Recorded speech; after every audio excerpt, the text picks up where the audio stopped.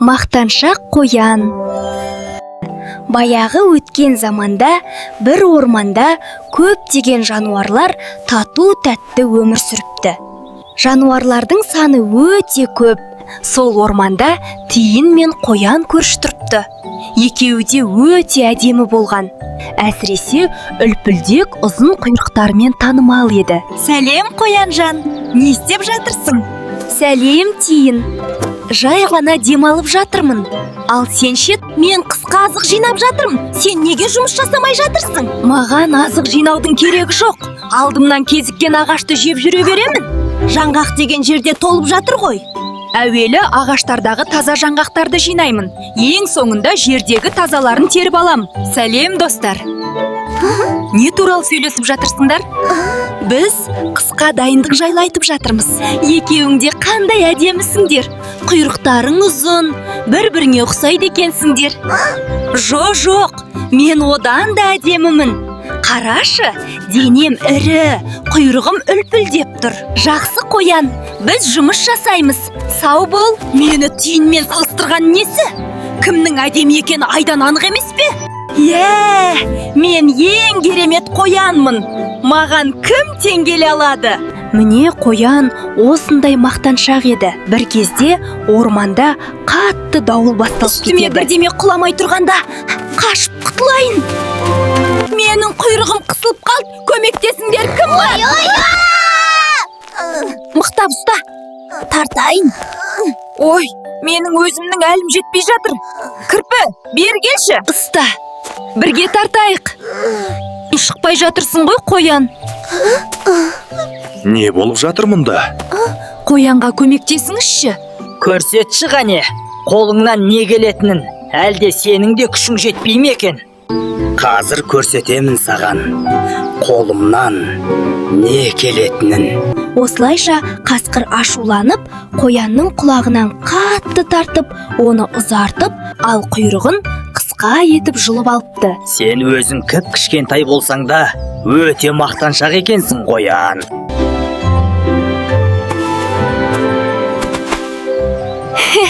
Енді мен мақтанбаймын. Адасқан құмырсқа. Ертеде бір құмырсқа бауырларына ренжіп, илеуден кетіп қалыпты. Менің қадірімді енді білетін шығар. Қараш, қандай тамаша күн. Осындай күнде жұмыс істегің де келмейді ғой? Асықпай жүре берген қандай жақсы. Сен неге жалғыз жүрсің? Құмырсқалар жалғыз жүрмеуші еді. Бауырларыма ренжіп, илеуден кетіп қалдым. Онда бізбен бірге жүрсең болады. Жарайды, енді сендермен дос боламын. Көрдің бе? Жалғыз жүргеннен гөрі бірге жүрген қызық. Әрі өте көңілді болады.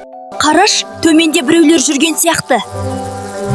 Кеттік, сол жаққа қарай ұшайық. Қараңдар, ара мен шыбын келді. Сәлеметсіздер. Сәлем, достар. Міне, бәріміз бірге тұрмыз. Бәріміз бірге болған қандай жақсы. Онда уақытты жақсылап өткізейік.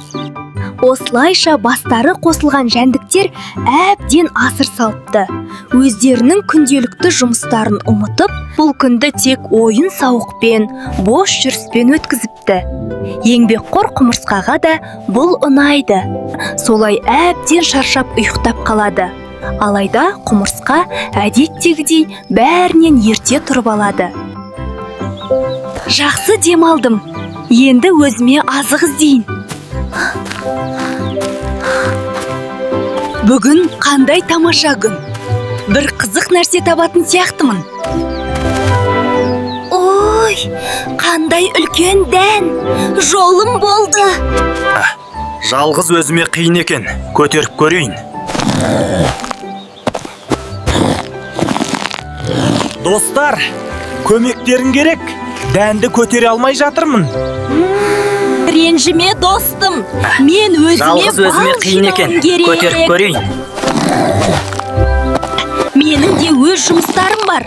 Осы тасты балаларыма апаруым керек. Ал мен асығыспын, алысқа баруым керек. Ал менен саған тіпті де қайыр жоқ.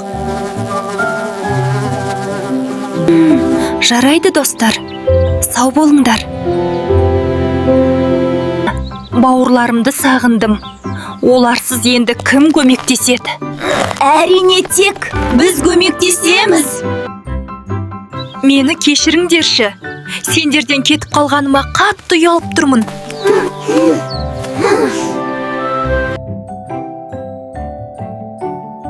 Біз бірге бәрін жасай аламыз. Дана қораз. Ертеде бір аулада қызыл қораз, бірнеше тауық пен балапандар және жолбарыс атты жалқау ит өмір сүріпті. Тағы ұйықтасам ба екен? Бір күні жолбарыс әдеттегідей емес, көңілсіз отыр еді. Оны көрген қораз қасына келіп: Сені кім ренжітті, жолбарыс? Ренжігенім рас. Бұл үйден кетіп көзімді құртамын. Сонша не жазып қалып едің? Бәріне сенің ақ тауықтарың кінәлі. Өздері желігіп бір жерде тұрмайды-ау, тұрмайды. Әй, түлкі, жібер, менің балапандарым бар. Солай. Қожайын маған өкпелеп қуып жіберді. Не істерімді білмей қалдым. Бір амалын табу керек. Біз бұлай қарап отыра алмаймыз. Иә, дұрыс айтасың. Бәріміз ойланайық. Жолбарыс кетсе, түлкі бізді тіпті басынып алады. Таптым! Нені таптың? Біз түлкіні тұзаққа түсіреміз. Жарайды. Тыңда, Біз түлкіні айламен ұстаймыз. Мен ағашқа шығып, оны шақырамын. Ал сен көрші иттерді жинап жасырынып тұрасыңдар. Қу түлкі мені жеуге келгенде, сендерге белгі беремін. Сол кезде шабуыл жасайсыңдар. Осылайша қораздың жоспары іске асып, ол Дана қораз атаныпты. Біздің қораз данамыз. Қорғанымыз, панамыз. Сен бізді түлкіден құтқардың. Бұл аулада бәрі менің бақылауымда.